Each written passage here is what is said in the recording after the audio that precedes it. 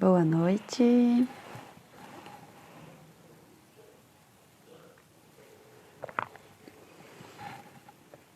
Hoje está frio em Curitiba, muito frio. Oi, Vã. Tudo bem? Aline, sejam bem-vindos. Peguem um chazinho quentinho. Ou você está limpando a cozinha agora, uma hora dessa da noite?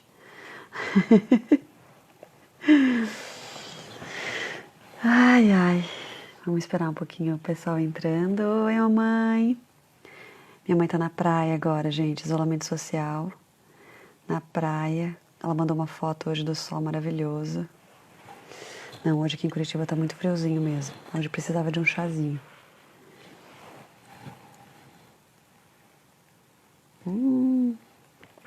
Oi, Mari. Ah, hoje não pode lavar a louça, racionamento de água. Ótimo. Eu tava atendendo um casal ontem, né? E aí eles falaram sobre a questão do banho e tal. Aí eu falei que a gente tava conversando sobre de vez em quando as crianças não tomarem banho.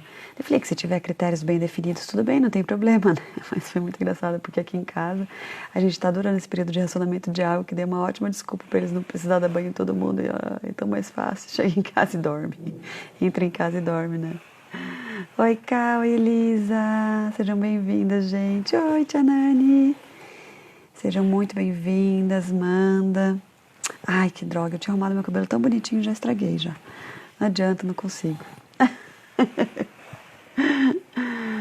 Ai, tá comprido, Manda. E você não sabe que eu cortei aqui em casa. Eu mesma, ele tava maior ainda, tava enorme. Agora eu cortei. E aí eu tinha deixado ele todo arrumadinho agora e perguntei pro Dinho se tava bom dele. Não pergunta pra mim, eu vou achar que tá sempre lindo. Pergunta pra eles. Então já viu. Gente, mas vamos começar, senão depois isso aqui fica lá no IGTV e aí fica todo mundo, meu Deus, 5 minutos falando de cabelo e dando oi e não fala do assunto esperado, né? Então hoje a gente vai conversar sobre por que que parece tão difícil, muitas vezes, a gente optar e a gente conseguir manter a nossa linha de relação com as crianças, de educação dos filhos, dentro dessa proposta de empatia, de respeito, de paz, de amorosidade, né? De uma disciplina realmente mais amorosa e mais empática, né? Mais positiva, assim como um todo.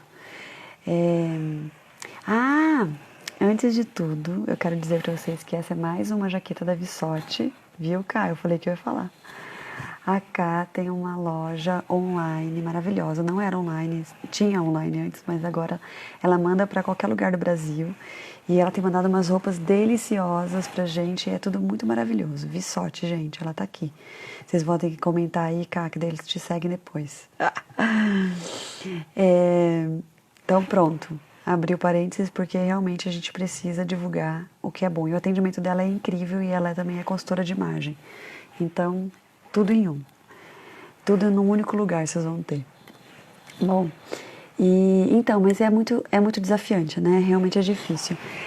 Vocês sentem essa dificuldade, pessoal? Quem aí já tenta colocar no dia a dia? Tem hora que vocês falam, meu Deus, isso é muito difícil. Vou voltar a fazer do jeito tradicional, mais antigo e pronto, tá resolvido, né? Como se realmente fosse mais fácil de outro jeito, né? Não sei se mais fácil seria a palavra, mas é realmente muito difícil. E aí eu queria dizer para vocês que não é difícil só para um, para outro, é difícil para todo mundo, tá? É difícil para mim, é difícil para o Dinho, é difícil para todo mundo, é difícil. E aí a gente vai conversar um pouquinho sobre isso hoje. Por que que é tão difícil? O que que a gente pode fazer? Tá? Porque assim, o meu objetivo aqui, que eu quero que vocês me digam no final da live, então fiquem até o live para saber se eu atendi o meu objetivo, é que vocês saiam daqui animadas a continuar nesse caminho, mas animadas, assim, bem animadas. Animadas e animados. Que vocês saiam daqui confiantes e entendendo um pouquinho mais do porquê dessa dificuldade e como lidar com isso, tá? Então, e que vocês saiam daqui celebrando muito do que vocês já fazem. Isso também é super... Ai, o Dinho ali colocando, acho super fácil, natural. Aham, tá bom.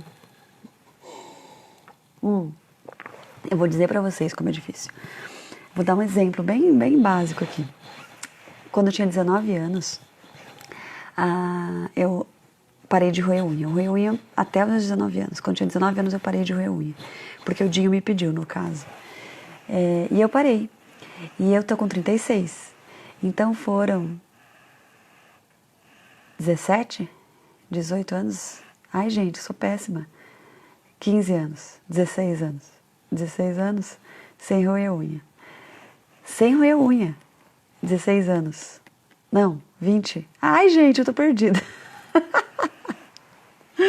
Bom, o que aconteceu nessa quarentena? Ó, tudo ruído de novo.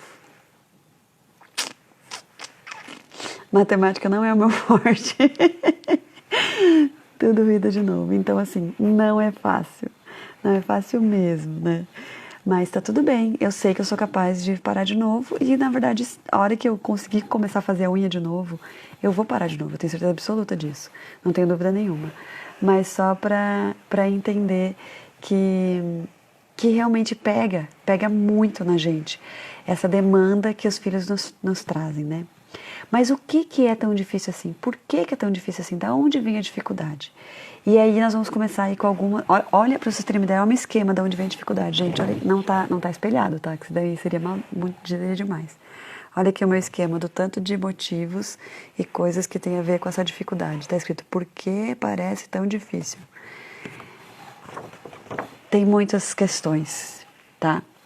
A primeira questão que eu queria trazer sobre o quanto realmente é desafiante e é difícil, é assim, quando a gente espera ser mãe, né, imagina que a gente vai ter filhos, imagina como vai ser e tal, a gente cria toda uma expectativa, ainda coloca a culpa dos filhos, a gente cria toda uma expectativa de como a gente quer que os nossos filhos sejam enquanto crianças educadas. Então não é assim, como é que eu quero educar o meu filho, não é isso. É o como eu quero que ele seja enquanto uma criança educada. Então a nossa expectativa de que uma educação está dando certo é uma expectativa irreal. Né? Tem atividades que a gente faz nos cursos de educação parental em que a gente pede para a pessoa dizer o que é uma criança educada para você. Como seria uma criança ideal, educada, que mora dentro da sua casa. Como que ele seria? E aí a gente coloca um monte de coisas que não existem. Então a gente coloca, é uma criança que não grita, é uma criança que não chora à toa, é uma criança que te escuta, é uma criança que que cumpre a rotina, que vai tomar banho sem reclamar, é uma criança que não explode quando a gente diz que não para ele, é uma criança que come sem derrubar no chão, é uma criança que não fica fazendo birra, é uma criança que colabora, que guarda os brinquedos. Então, assim, tudo que a gente coloca como indicadores de sucesso, e aí os engenheiros e homens vão dizer que isso não é indicador, mas tudo bem. Teve um curso, abre um parênteses, teve um curso que eu fiz que eu pedi para as pessoas responderem lá os indicadores de sucesso, não sei o quê. E aí depois eles vinham pro curso falando, meu Deus, o mais difícil foi convencer meu marido de que a gente não está discutindo o conceito de indicador. Virou um drama. Mas eu adoro usar essa palavra porque as pessoas entendem. Então, assim, quando a gente coloca os indicadores de sucesso de que a nossa educação está sendo boa, a gente olhar para crianças irreais, é a nossa expectativa de uma criança irreal, a gente vai achar que o que a gente está fazendo não está dando certo, e que é muito difícil, e que, meu Deus do céu, não está dando certo, que isso é muito difícil, que talvez do outro jeito fosse mais fácil. Então, um primeiro ponto de a gente achar tão difícil é a gente achar que o indicador de sucesso é algo que é impossível acontecer. Então, assim, vai ser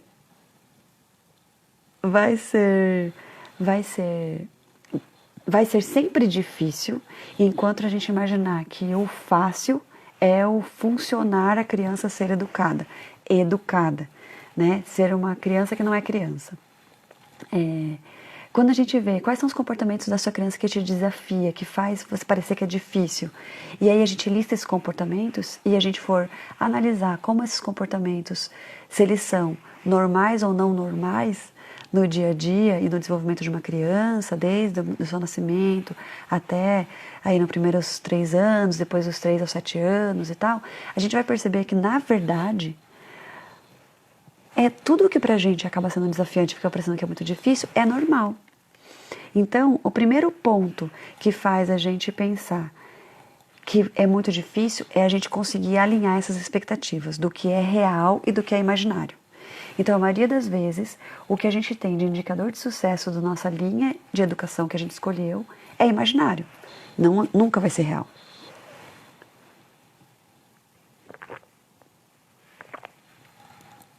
Mas, se a gente olha para isso e fala, mas tem pais, ou então na minha época, quando a gente apanhava, quando a gente ficava de castigo, isso não acontecia. Não é verdade. Né? Talvez parou de acontecer com o tempo por causa das punições. Mas lógico que acontecia, porque naturalmente a criança vai ter esses comportamentos. É natural que a criança tenha esse comportamento. E a gente pode fazer parar com as punições. E aí vem o segundo motivo de ser difícil. O segundo motivo de ser difícil é a gente não tem tão claro para nós e tão forte na gente qual que é o nosso real objetivo na nossa educação, na educação dos nossos filhos. Se a gente não sabe onde a gente quer ir, qualquer lugar tá bom. E aí, quando as pessoas nos dizem o lugar que tem que ser, a gente acredita, porque a gente não sabe onde a gente está indo. Então, se a gente não sabe o que a gente quer de objetivo para criar os nossos filhos, para educar os nossos filhos, quais são os meus objetivos na educação dos meus filhos? Se eu vejo ele chorando, fazendo uma birra, se eu vejo ele argumentando comigo, não querendo tomar banho, não querendo escovar o dente, não querendo colocar roupa, chorando para dormir, chorando porque não quer dormir, não querendo cumprir rotina, tudo isso, eu acho que eu sou um fracasso. Mas qual que é o seu objetivo na educação deles? Se o meu objetivo na educação deles está claro para mim e eu sei que tudo isso faz parte da infância, tudo isso não vai ser o motivo que vai fazer eu achar que é difícil educar, né? Porque assim, não é difícil educar, é difícil conviver com o que nos incomoda. Aí está a dificuldade. Né? É difícil conviver com o que me afeta, é difícil conviver com o que me desafia, é difícil questionar e mudar as minhas crenças. E é aí que está a dificuldade, é aí que está o que realmente é difícil. Né? Então, uma criança não pode chorar diante de um não. Ou uma birra é uma coisa de criança mal educada.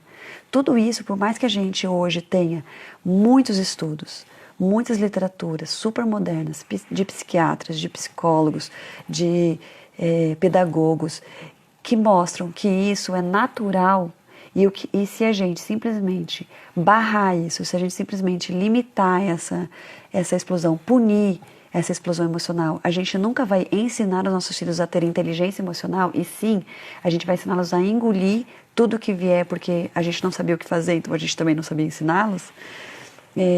Se a gente olha para tudo isso e vê isso, a gente tende a querer mudar essa crença.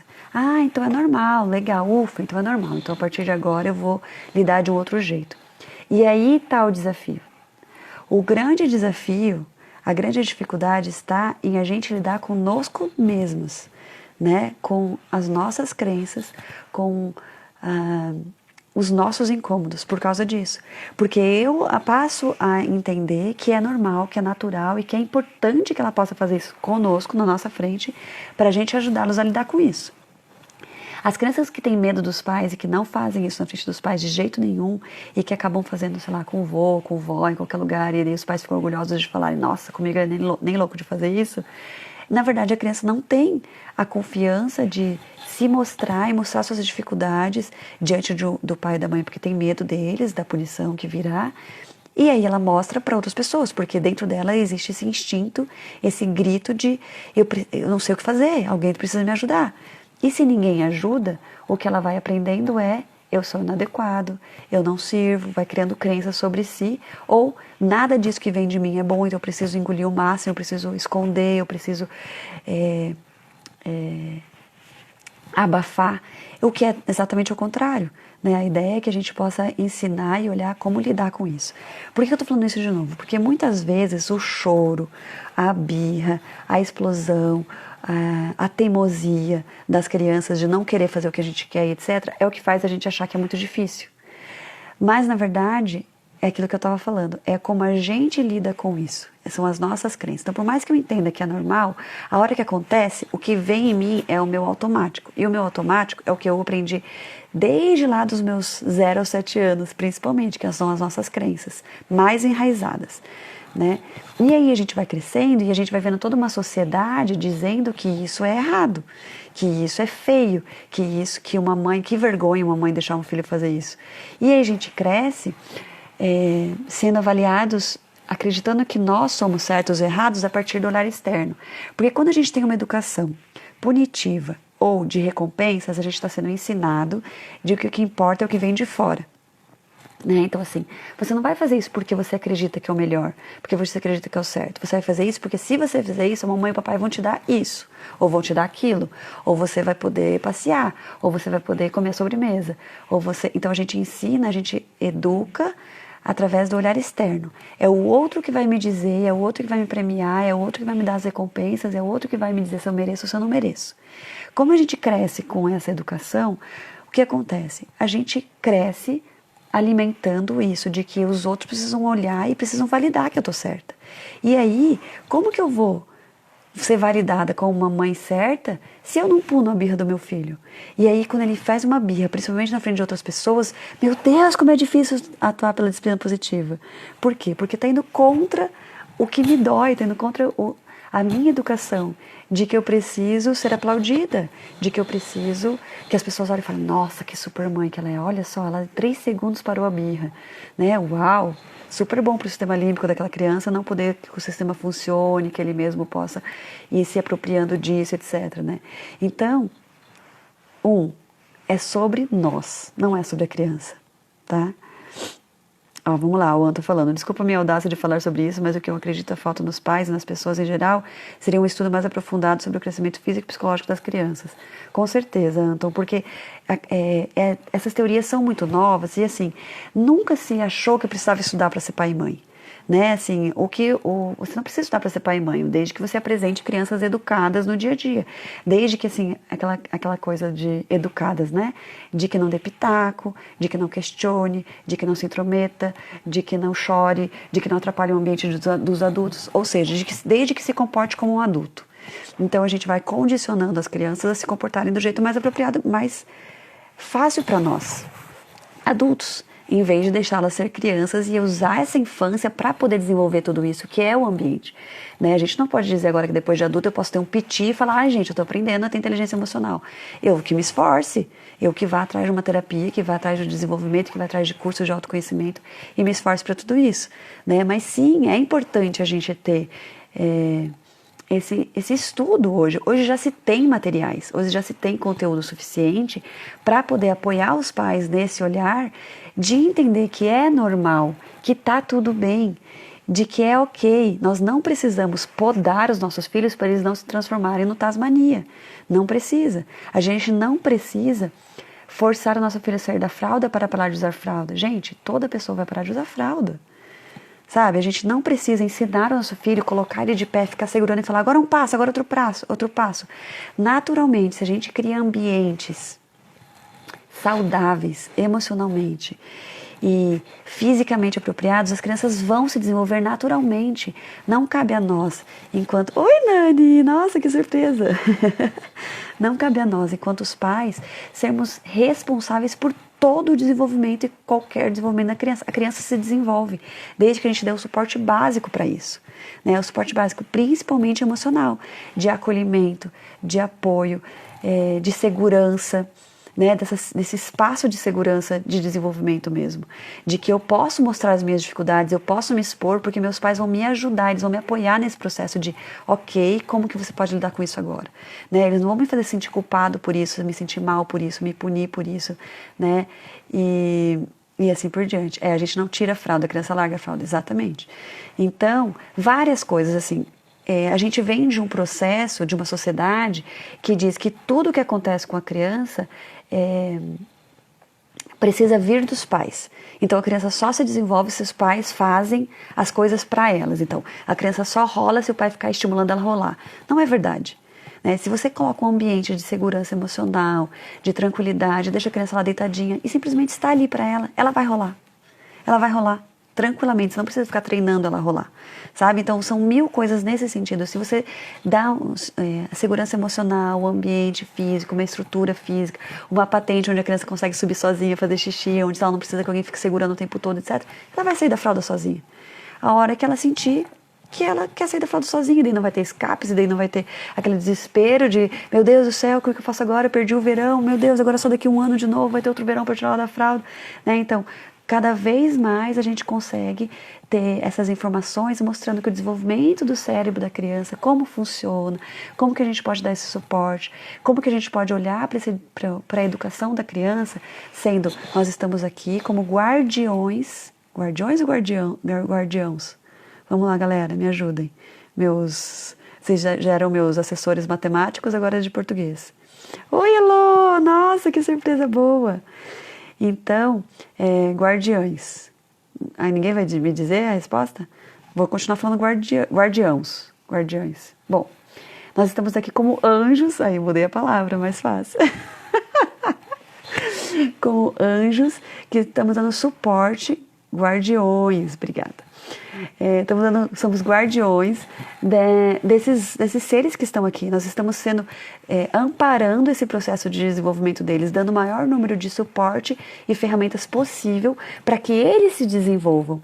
E não estamos dizendo para eles que eles não podem fazer isso, não podem fazer aquilo, não podem, e daí a criança cresce completamente limitada. E depois viram adultos limitados querendo buscar esse desenvolvimento que poderia ter acontecido naturalmente desde a infância, né? Então essa ideia de que é muito difícil, ela vem por causa dessas nossas crenças, de que a criança não devia se comportar desse jeito no dia a dia. Se eu estivesse acertando, ela já estaria parando de se comportar desse jeito no dia a dia. Não, gente, eu vou dizer que assim, dentro desse conceito de se eu estivesse acertando, né? Dentro desse conceito de acertar, eu diria que as crianças sim continuariam se comportando assim no dia a dia, porque cada vez que ela se comporta desse jeito desafiante, que você já está ensinando para ela que não pode, é mais uma oportunidade dela realmente criar um aprendizado, porque o nosso cérebro, ele aprende. Oi, Alexandre, tudo bem? Meu primo do coração. A gente aprende por repetição ou por intensidade. E aí o que a gente está ensinando para a criança não é o que a gente está falando, é o que a gente está proporcionando de experiência para ela. Então, vamos supor, a criança aprendeu que ela não pode mais fazer birra. Como que ela aprendeu isso? Apanhando, então provavelmente foi pela intensidade. E o que ela aprendeu?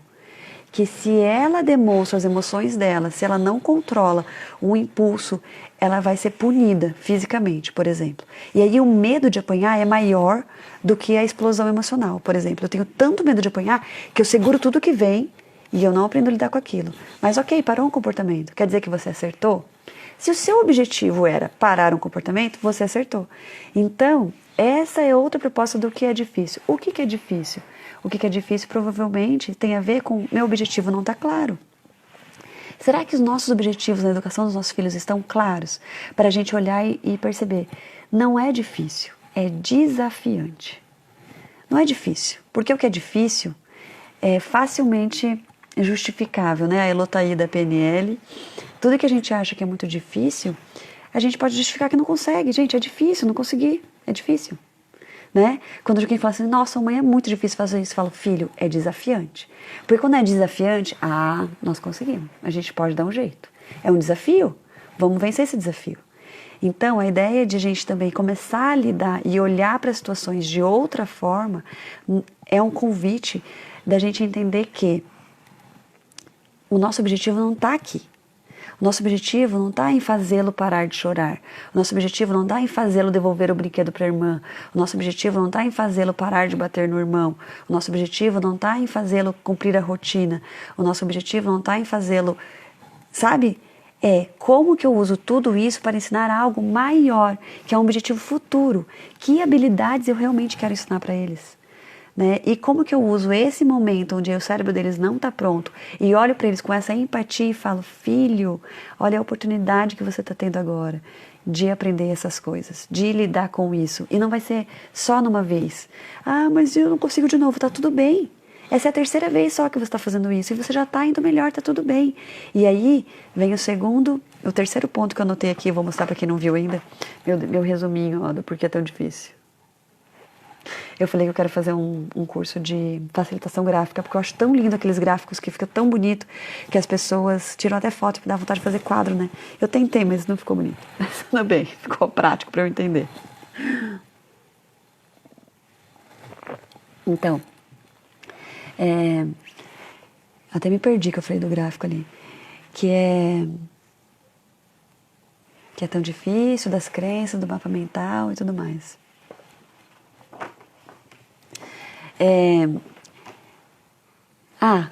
Entendi, lembrei. Que é outro ponto que agora a gente pode parar de pensar que é tão difícil, que é o seguinte. A gente coloca os nossos objetivos, os nossos indicadores de sucesso, como eu tinha falado, nos comportamentos deles do dia a dia.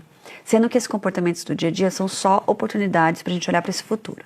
Só que quando a gente olha lá para esse futuro, parece tão longe, e aí realmente fica muito difícil. Qual que é a ideia aqui? As crianças aprendem pelo exemplo, e a gente aprende, e tem várias outras lives aí que a gente fala de como lidar com birra, de sermos empáticos com os nossos filhos, com a idade deles, com o desenvolvimento do cérebro deles em cada idade. E aí a gente se vê, tá lá se esforçando e tal, não sei o que, de repente eu berro, eu grito, eu perco a paciência, eu explodo com eles e falo, meu Deus, essa disciplina positiva é muito difícil. Quantas vezes eu já ouvi pais brincando e falando, aqui não é disciplina positiva não, agora é disciplina impositiva. Ou então alguém dizendo assim, entra agora pra dentro, porque hoje eu tô sem paciência pra disciplina positiva. Como se realmente fosse algo completamente, né, muito desafiante. E aí a gente se perde, a gente fala que esse negócio não é pra mim, que isso não funciona, que eu não consigo mesmo, e que assim não dá, né, e assim vai. Mas, se a gente pensar um pouquinho, quantas vezes a gente conseguiu? Né? Quantas vezes no dia a gente conseguiu respirar? Essa talvez fosse a 18ª vez que a gente não conseguiu. Foi só na 18ª, eu consegui 17 vezes não gritar com ele. Sendo que talvez a gente tenha vindo de uma criação onde o grito era normal, onde a violência, a agressão, etc., era algo que os pais faziam realmente acreditando que era o melhor caminho. E era normal e a gente cresce com isso. E aí a gente consegue se controlar muitas vezes, a gente consegue ser exemplo muitas vezes, a gente consegue ter empatia muitas vezes, e quando a gente não tem uma vez, a gente se desacredita de nós mesmos. A gente acha que não é pra nós, que a gente acha que esse negócio não dá certo, a gente acha que assim não dá, e aí a gente realmente faz parecer mais difícil do que é. Porque se a gente conseguir celebrar as pequenas vitórias, cada vez que a gente conseguir a gente celebrar, e a gente ensinar os nossos filhos disso. Por quê? Porque nós somos exemplos. Quando a gente quer chegar lá no pico da montanha, se a gente olha só lá para o pico, parece muito longe. É muito desafiante, é muito difícil.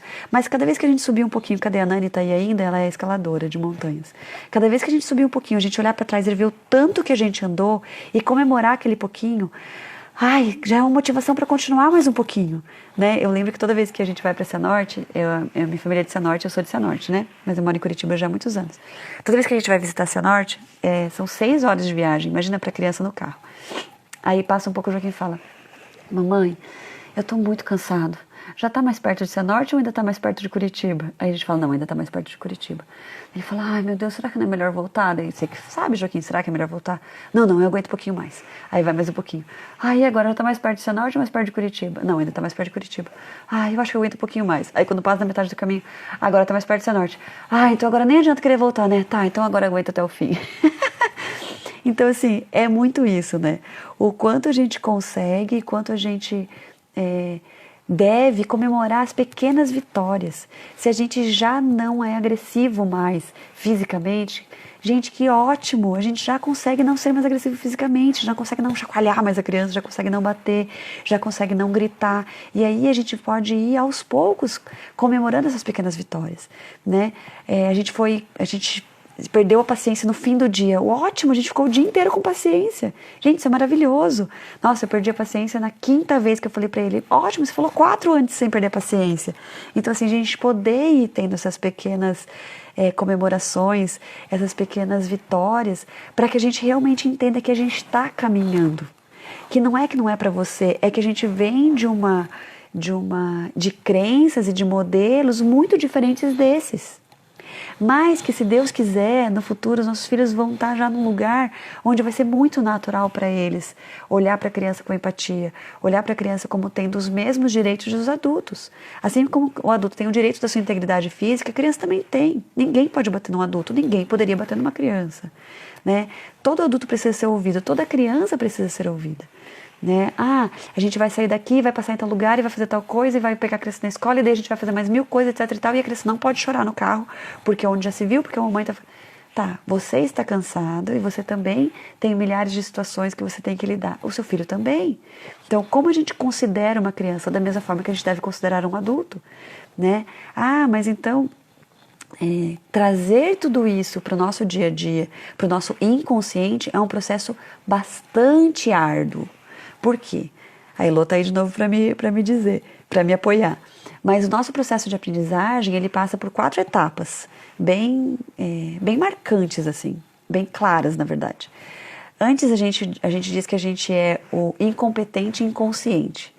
A gente não sabe algo e a gente não sabe que a gente não sabe. Por exemplo, eu nunca tinha ouvido falar de uma educação mais empática, eu nunca tinha ouvido falar de uma educação mais consciente, eu nunca tinha ouvido falar de uma educação sem violência. Antes, por exemplo, de eu ter o Joaquim, eu nunca tinha ouvido falar disso.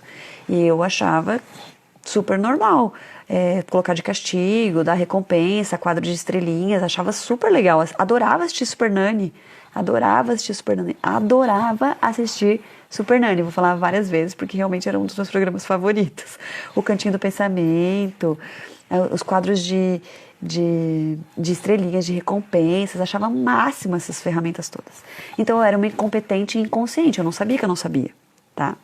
Aí tem uma segunda etapa que é incompetente consciente, que é eu já sei que existe tudo isso e eu ainda não tenho competência para realizar, eu ainda sou incompetente consciente. Então, assim, eu não consigo ainda não gritar. Mas eu sei que é possível. Então, eu sei que existe isso, eu sei que é possível, mas eu ainda sou incompetente, mas eu sou consciente de que eu sou incompetente. Então, aí é o segunda etapa. Depois, a gente se torna uma competente consciente, que é eu consigo, desde que eu esteja consciente. Então, eu já consigo não gritar, mas eu preciso estar bem consciente para não gritar, eu preciso estar pensando nisso. Eu preciso estar calma, respirando e bem consciente para não gritar. E aí, a 4ª etapa é competente inconsciente. Eu não preciso nem mais pensar, eu já não grito. Olha que lindo, gente. Incompetente inconsciente, incompetente consciente, competente consciente e competente inconsciente. São 4 etapas no processo de aprendizagem e de mudança de comportamento. E aí a gente quer, do nada, sair do incompetente inconsciente para o competente inconsciente e acha que é muito difícil a gente conseguir colocar na prática. Claro, a gente não está respeitando o nosso próprio ritmo, a nossa própria etapa de desenvolvimento enquanto pais. Assim como a gente não respeita os nossos filhos, a gente também não está respeitando a gente enquanto pais. Então é muito legal a gente perceber. Eu perdi a paciência, mas eu estou consciente de que eu perdi a paciência. E quantas vezes eu não perdi? Então, gente, comemora, né? E vamos comemorar de verdade. O quanto a gente já caminhou enquanto mãe ou enquanto pai. O quanto eu já caminhei só percebendo que eu errei. A gente no final do dia olha e fala, nossa, putz, naquela hora não precisava ter falado daquele jeito. Aquela hora eu não acolhi o sentimento dela, eu simplesmente puni ela, sem perceber eu puni, porque eu falei pra ela que ela tinha que parar, né? Eu fiz ela parar de chorar, e olha que interessante, talvez não fosse. Então assim, só da gente já conseguir perceber que a gente... Oi, Aline! Nossa, uma vez na vida ela entrou. Alexandre, serve para qualquer processo de aprendizagem, é muito legal. Isso é da programação neurolinguística, de como o nosso cérebro funciona, é muito legal. O carro, para dirigir é assim, né? Eu lembro que, antes de aprender a dirigir, eu falava, não deve ser tão difícil. Então, eu era uma incompetente inconsciente, não tinha a mínima noção de como que era dirigir um carro. Aí, quando eu comecei na autoescola, eu falei, gente, eu nunca vou aprender a dirigir esse negócio. Eu achava que ia ser Nossa, eu juro que eu achava que eu não ia conseguir dirigir. Eu me tornei uma incompetente consciente. Depois eu comecei a dirigir, mas eu tinha que pensar o tempo todo. Tem que pisar na embreagem, tem que mexer aqui, tem que... Agora isso. Nossa, eu era aquele desespero. Então, eu me tornei uma competente consciente. E hoje, graças a Deus, eu sou uma competente inconsciente. Eu já dirijo sem pensar. E essa é a ideia que a gente possa fazer em todos os nossos processos de aprendizagem. E como pais que optam por uma linha não violenta, uma linha mais empática, uma linha mais voltada realmente para uma educação mais consciente de tudo que está acontecendo e de que os comportamentos dos nossos filhos na infância são processos e momentos e oportunidades de aprendizagem para eles poderem ser adultos mais assertivos, com uma inteligência emocional, mais realizados, mais com habilidades realmente sociais, de vida, de autoconfiança, de autoestima. Tudo isso é a infância que nos oportuniza e esse convívio com os pais, que se vocês forem pensar, gente, é muito interessante que... Ai, Nani, que lindo, obrigada. É muito interessante que a gente se permita usar esse processo de aprendizagem constante com eles e que eles vão ficar pouquíssimo tempo com a gente. Se a gente pensar que eles têm até os 7 anos, que é a primeira infância, onde eles realmente são grudados nos pais, é só 7 anos, durante uma vida inteira. E aí na adolescência, no segundo setênio, dos 7 aos 14, eles já começam a ir para o mundo. E aí? Como que a gente pode usar esses primeiros 7 anos, em vez de olhar que é muito difícil, que baita oportunidade. Que esses comportamentos que estão vindo aqui no nosso dia a dia, está tendo para a gente se desenvolver juntos. Né? E o quanto a gente pode mostrar para eles que a gente também comemora as pequenas vitórias. Hoje o Joaquim queria mexer no celular de manhã, né? Ele falou assim, mamãe, eu quero... ele queria ouvir um áudio, que meu pai mandou um áudio um dia muito engraçado. Depois eu até vou falar para ele. E ele queria ouvir esse áudio. Eu falei, filho, você sabe que a mãe não gosta que você mexe no celular, muito menos de manhã. Né? E ele disse, não, mamãe, mas eu queria muito ouvir esse áudio, porque eu lembrei desse áudio do vovô e eu queria ouvir, porque é muito engraçado.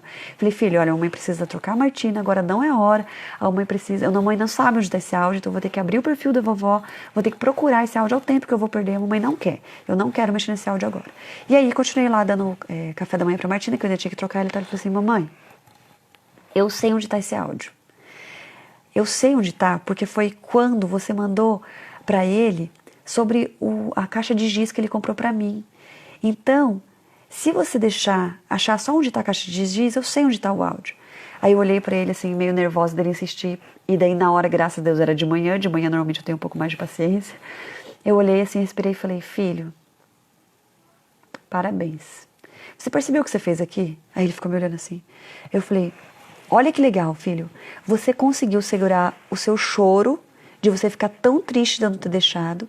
E olha, me parece que você ficou pensando em como você poderia fazer para conseguir o que você quer, de uma forma que você facilitasse o que eu falei que não era, que eu não queria perder tempo. Então, olha que bacana que você conseguiu fazer, que você percebeu? Aí ele ficou me olhando assim, todo feliz dele. É verdade. Daí eu falei, olha que legal, Joaquim, você conseguiu segurar o seu choro da tristeza de eu não deixar e pensar o que você poderia fazer para facilitar eu não perder o tempo que eu falei que eu não queria perder fazendo isso. Foi muito legal, Joaquim, olha, foi muito legal mesmo.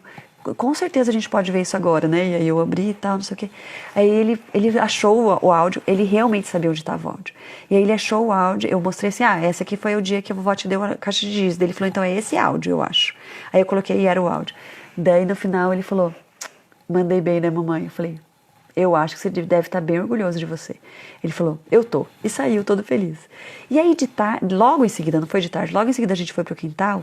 E aí ele queria, a Joana estava de regata, minha sobrinha, e ele queria colocar regata. E aí eu falei, filho, não dá pra gente subir pra colocar regata, porque a Aurora tá dormindo. E aí ele começou a chorar. E aí ele começou a chorar e tal, daí eu abracei ele e falei, filho, tá tudo bem. Dele, eu não consigo me controlar. Eu falei, filho, hoje de manhã você conseguiu? Tá tudo bem. Você está aprendendo, às vezes a gente consegue, às vezes a gente não consegue. E tá tudo bem. Então assim, a gente conseguir mostrar que as vitórias vão devagarzinho. Às vezes a gente vai conseguir, às vezes a gente não vai conseguir, até o dia que a gente conseguir sempre. Mas então a gente precisa se permitir isso como pais, para mostrar isso para eles como exemplo. Então a gente comemorar quando a gente consegue mostrar para eles que a gente conseguiu e que a gente está feliz por a gente ter conseguido, né? Nossa, filho, eu tô muito feliz de eu não ter gritado com você hoje, porque naquela hora que você fez aquilo, eu fiquei muito nervosa, porque a mamãe ainda não tá conseguindo lidar com aquilo, e a mamãe conseguiu. Nossa, gente, vamos comemorar, vamos fazer alguma coisa pra gente comemorar e mostrar que as pequenas vitórias são importantes, porque senão na vida nós seremos adultos que sempre vamos achar que a gente nunca é bom o suficiente, porque a gente coloca o nosso objetivo lá no perfeito, né? Lá no adulto que nunca erra. A gente ensina para os nossos filhos que errar é feio, que errar é errado. Gente, errar é maravilhoso, porque a gente vai errar a vida inteira. E é o erro que traz a oportunidade de aprender. Então, por que é tão difícil? Porque a gente ainda está olhando com as crenças da educação antiga. A gente ainda está olhando com as crenças de que a gente não pode errar enquanto pais, senão a gente não está conseguindo a educação que a gente quer dar. A gente está conseguindo sim, e a gente está mostrando, a gente tem a oportunidade de mostrar para eles que errar é uma oportunidade de aprender, né? Então, teve algumas vezes, nossa, milhares de vezes, que antes de dormir ou até no próprio momento eu chego pro Joaquim e peço, até pra Martina. Hoje eu pedi desculpa pra Martina. Falei, Mar, desculpa, a mãe não deixou você falar aquela hora. Você estava querendo me dizer alguma coisa, a mãe não deixou você falar. Mil desculpas, Mar. A mamãe estava ansiosa e a mãe não conseguiu segurar a minha ansiedade. E assim, fala agora, por favor, o que você queria dizer. Então, assim, mostrar para eles que assim, o ouvir é importante. E a gente às vezes não escuta, a maioria das vezes a gente não escuta as crianças. Porque a gente tem a rotina para ser cumprida e é como se a criança tivesse para dizer, não é importante. E o que a gente está fazendo as crianças que sentirem criarem crenças sobre si, é o que é o nosso objetivo da educação. Então, algumas coisas aí que são muito importantes da gente olhar para a gente pensar o quanto a gente sim está conseguindo. Não é difícil, é só desafiante. É só desafiante lidar com a gente mesmo, mas sim, a gente está conseguindo. Porque a gente está trazendo para eles essas oportunidades de olhar o quanto o erro é uma oportunidade de aprendizagem, de olhar o quanto é difícil lidar com a nossa explosão emocional, assim como é para eles. Por que a gente explode com eles? Do mesmo motivo que eles fazem a birra. Porque é uma explosão emocional. Só que para eles, o pequenininho já é muito. Imagina uma criança que tem 2 anos, o que ele já passou de dificuldade na vida dela? A pequenininha dificuldade que ela passa na vida dela de não ter o que ela quer é a maior dificuldade que ela já passou. É a explosão que ela vai ter é essa. E aí a gente vai dizer, eu não acredito que você está chorando por causa disso. Pelo amor de Deus, que absurdo. A gente está explodindo exatamente do mesmo jeito que ela. Só que pra gente o nosso motivo sim é válido, o dela não. Então, interessante a gente perceber que pelo que a gente passa é a mesma coisa que eles passam. Só que a gente pode usar o que a gente passa como sendo uma oportunidade até de mostrar para eles que está tudo bem. É só a gente olhar e ver como é que a gente pode fazer melhor da próxima vez. E se esforçar para isso. Então, o nosso processo de mudança na nossa linha de educação, de como a gente via a educação tradicional antes, de como a gente quer fazer agora, olhando para esse lugar onde não é por meio de recompensas, não é por meio de punições, não é por meio de castigo, não é por meio de violência, não é por meio de não considerar e não respeitar e não ser empático com uma criança, não ouvir uma criança, não é por esse meio, que é por outros meios. Essa mudança que a gente quer fazer exige essas etapas de processos de mudanças. Não vai ser a partir do momento em que eu li algo, em que eu estudei algo, em que assisti uma live, em que a Alce veio aqui e me falou, e nossa, parece tão lindo, parece tão maravilhoso, que as coisas vão começar a acontecer. E, dentro daquilo que eu falei, as coisas vão acontecer, mas não quer dizer que seu filho vai parar de chorar. Não quer dizer que seu filho vai parar de fazer birra. Não quer dizer que seu filho vai ficar sentado na mesa o tempo inteiro para almoçar. Quer dizer que você vai encarar isso como oportunidade de ensinar habilidades, valores, comportamentos adequados para a vida, adequados para quando ele for adulto, adequados para a pessoa e para o ser humano que você sabe que pode ser mais realizado que você, ou nem precisa ser mais realizado que você, mas que habilidades que você acha que realmente vão ser importantes para eles. Né? Então, e meus filhos brigam demais entre irmãos, etc. Olha que oportunidades maravilhosas de ensinar conflitos, a lidar com conflitos, ferramentas de conflitos. Existem milhares de ferramentas de conflitos que você pode usar cada briga que ele tiver para lidar com isso. Não vou dizer nenhuma, porque assim, tem, né, situações extremas, mas com pais amorosos, com famílias amorosas, as brigas entre os irmãos vão ser brigas entre crianças, vão ser brigas que não são assim tão perigosas, né? Então, que a gente esteja por perto para poder evitar qualquer coisa mais perigosa, mas que a gente deixe eles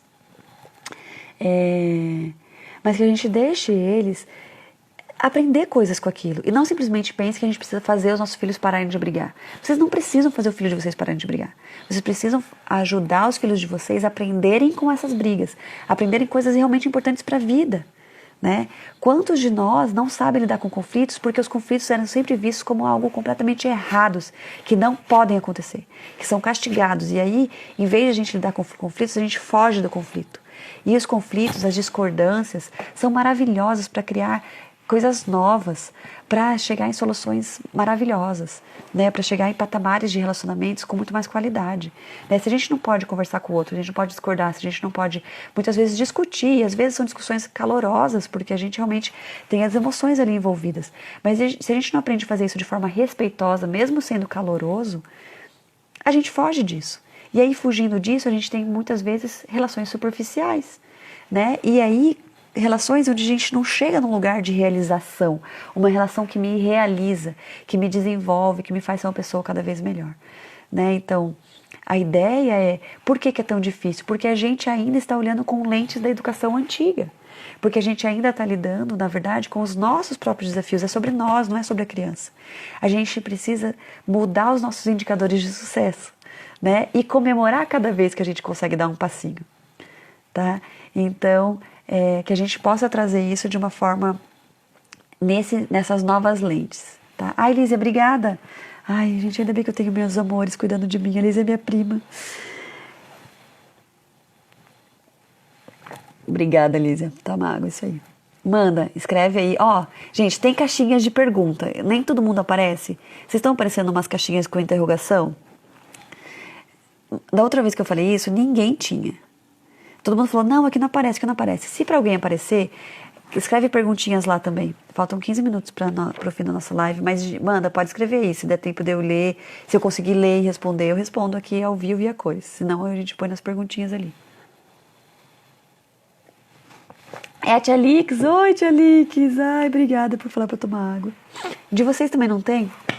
Tá, tudo bem. Depois eu vou tentar descobrir o que é isso. Mas tudo bem. Então, coisas que eu falei, né? A gente deixar claro quais são os nossos objetivos na educação dos nossos filhos. Se o nosso objetivo da educação do nosso filho no PC não tem. Não, mas no celular. Tem celular que também não aparece. Estranho, né? Tem lives que eu entro que tem para eu fazer perguntas e tem lives que eu entro que não tem para eu fazer perguntas. Aqui, como eu estou oferecendo a live, para mim tem, que eu posso abrir a caixinha de perguntas para ver se alguém fez alguma pergunta naquela cartinha com interrogação. Mas pelo que eu estou entendendo, muitos de vocês não têm isso aí. Mas tudo bem, pode escrever aqui que se eu conseguir ler e responder, eu já respondo. Então, não é a dificuldade, não é sobre a criança, a dificuldade é sobre nós mesmos, lógico, é sobre as nossas crenças, é sobre a gente achar que ser uma boa mãe, ser um bom pai é aquele que consegue fazer, nossa, ele é tão boa mãe, nem parece que tem criança aqui. Estranho esse indicador de sucesso, né? Mas muitas vezes é isso que a gente escuta das pessoas.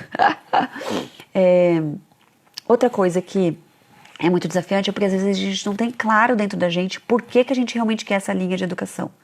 Quando a gente não tem claro isso dentro da gente, se a gente fala que a gente só não quer bater, e só não quer colocar de castigo, e só não quer dar recompensa, porque a gente ouviu dizer que é muito legal não fazer desse jeito, sim, vai ser sempre muito difícil.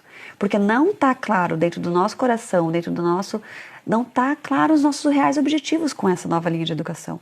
Aonde que ela realmente vai nos levar tão diferente assim da linha tradicional, que opta pela recompensa, que opta pelo castigo, que opta pela punição, né? Seja ela física ou não. Então, outra coisa, as nossas expectativas não estão devidamente alinhadas por causa disso, porque às vezes não está claro qual que é a diferença disso tudo, né? Porque normalmente a gente não reconhece as pequenas vitórias, então a gente acha que a gente não está conseguindo nada, a gente acha que a gente conseguir educar diferente é nunca gritar, é nunca perder a paciência, é nunca ser agressivo, é nunca barrar uma birra, é nunca... Então assim, se a gente não comemora as pequenas vitórias que a gente já está conseguindo ter dentro dessa linha, vai ser realmente parecer cada vez mais difícil, impossível na verdade. Se a gente não conhece sobre esses processos de mudança, né, e a importância da gente fazer esses passos, de que a gente já sabe que errou, já é uma vitória.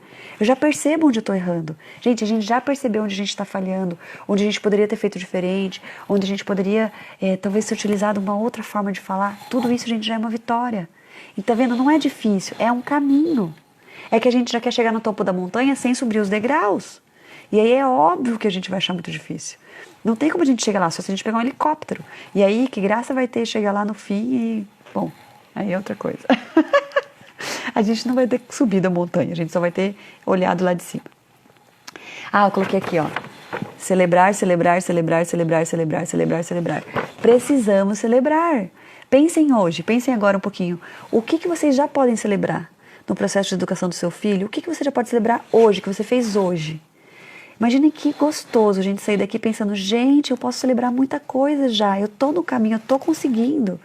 Não é difícil, só é desafiante. E o que é desafiante é, cada dia eu vou dar mais um passo, né? Então assim, o que a gente já pode celebrar? Pensem um pouquinho aí, o que vocês já conseguem celebrar. no hoje. O que vocês já fizeram hoje que você consegue celebrar, né? E aí, se você quiser, você pode comer um chocolate de recompensa. Você pode se presentear, né? Como que vocês vão se presentear? Na reunião de família, uma coisa que tem é assim, como que a gente vai celebrar essa reunião de família? E aí a gente pensa juntos com os nossos filhos, como que a gente pode celebrar mais um momento em que a gente viveu juntos para pensar como que a gente pode funcionar melhor aqui dentro de casa, o que a gente admira um no outro. Então, assim, é muito importante a gente colocar celebrações no nosso dia a dia e nos nossos pequenos ganhos, né? Alimentar seus próprios recursos, isso é super importante. Por que é tão difícil para a gente? Porque muitas vezes a gente não está com o nosso potinho cheio para conseguir encher o da criança. Então a gente precisa alimentar os nossos próprios recursos no nosso dia a dia. Essa ideia de cuidar primeiro de si, primeiro coloca máscara de oxigênio em você para depois colocar na criança, é muito verdadeiro. É muito verdadeiro. E para alguém que é muito controlador, tipo eu, que tem um estilo parental automático, muito mais para autoritário. Quando eu estou consciente, eu consigo ficar ali no meio, né, no mais democrático. Mas quando eu não estou, eu sou muito mais autoritária do que permissiva, muito mais. Então, para eu que sou tudo isso, é muito difícil pensar, e também eu sou muito protetora, assim. É muito difícil pensar que eu preciso cuidar de mim antes do que controlá-los. Então, eu estou o tempo todo tentando olhar se está tudo bem. Aqui, daí se ele dá esse passo, depois a rotina, depois... E aí, nunca tenho um tempo, por exemplo, para mim. Né? Nunca consigo me dar esse tempo. Então, colocar isso na sua própria rotina, essa importância de você poder estar bem para... A partir do momento em que eu estou bem, eu consigo ser melhor para os meus filhos, né? Então, qual é a melhor mãe que eu posso ser? A melhor pessoa que eu posso ser.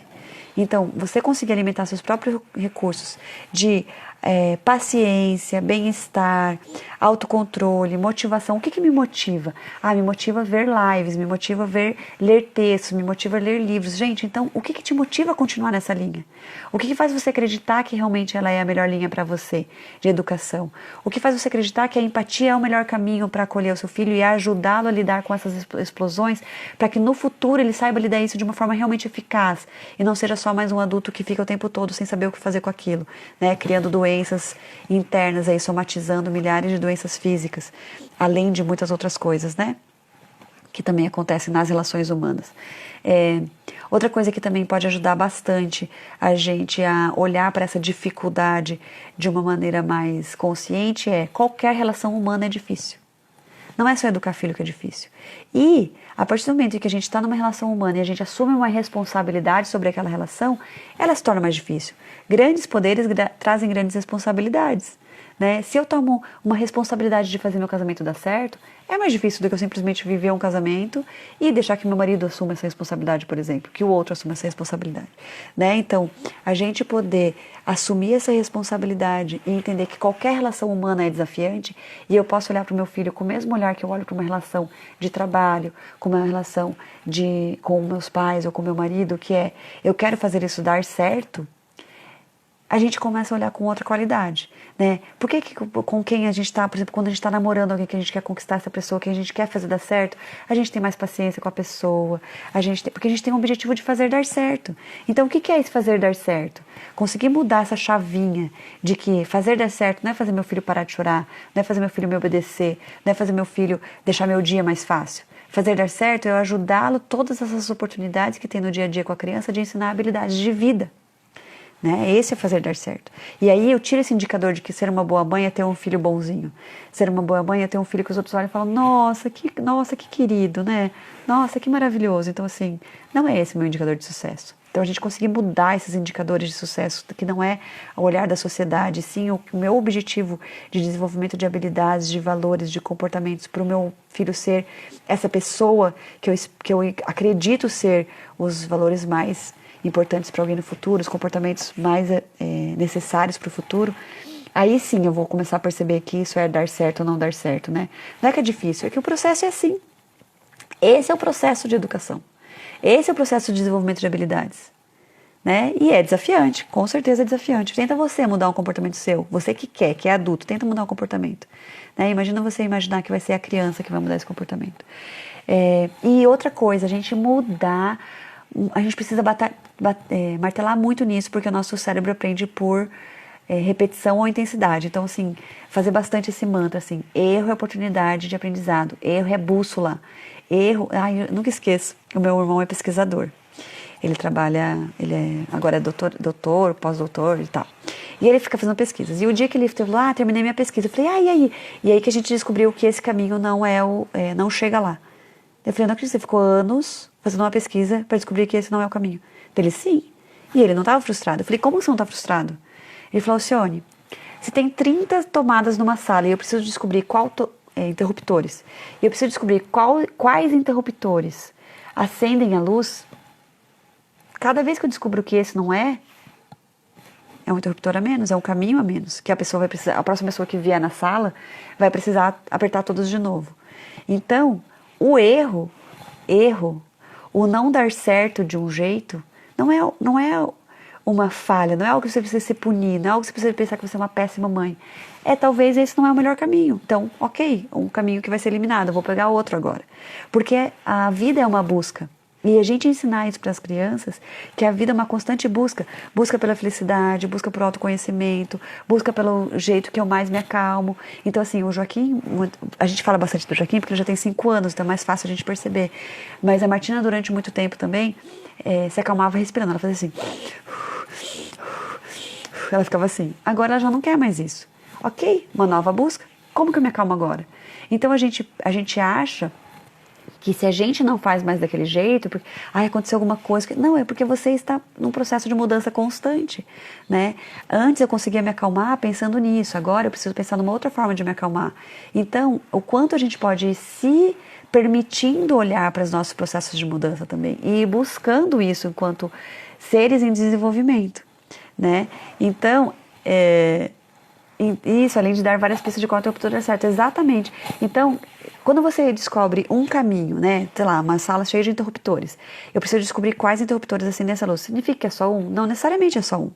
Mas se eu descubro que esse não é, e já deixo avisado, esse interruptor não acende, para mim mesma, já é um interruptor a menos que eu vou usar, então é uma bússola. O erro, a falha é uma bússola. Não é algo que eu preciso me punir. Mas por que a gente tem isso dentro da gente? Eu gritei. Putz, eu gritei, então devia gritar, meu Deus, eu sou uma péssima mãe. Cara, você gritou uma vez, quantas vezes você não gritou? Quantas vezes você conseguiu não gritar? Então, olhar para quantas vezes eu não gritei me impulsiona para não gritar mais. Agora, se eu olho para a vez que eu gritei, putz, eu já gritei, agora eu vou gritar mesmo. Então, assim, se eu olho para a minha falha, eu não tenho motivação para continuar buscando o acerto. Né? Então, essa é um grande salto dessa nova educação, porque é isso que a gente quer ensinar para os nossos filhos. Não tem problema você chorar, Joaquim, porque você não conseguiu, não pode ir lá subir para colocar sua regata. Não quer dizer que você não consegue se controlar. Hoje de manhã você se controlou. Lembra? Lembra que você fez daquele jeito? Então, assim, olhar para o que você já consegue é um grande impulsionador para você conseguir mais. E não olhar para o que você está errando. Olhar para o que você erra é legal para pensar, por que eu errei aqui? Aonde que foi o gatilho? Né? Será que eu estava muito cansada? Por que será que eu perdi a paciência? Olha, o choro é algo que me pega, então tem a ver provavelmente com a minha criança, quando eu era criança. Né? O que eu aprendi sobre o choro? Quais as crenças eu aprendi sobre o choro? Será que eu aprendi que a gente tinha que engolir o choro? Então talvez por isso que quando ela chora me incomoda tanto. Porque para mim o certo é engolir o choro. Então como que eu posso criar novas crenças para não me incomodar tanto? Como que eu posso acolher aquela criança que eu fui que teve que engolir o choro tantas vezes? Então assim, existe todo um caminho que a gente pode usar como pistas, que a gente pode usar como esse processo todo.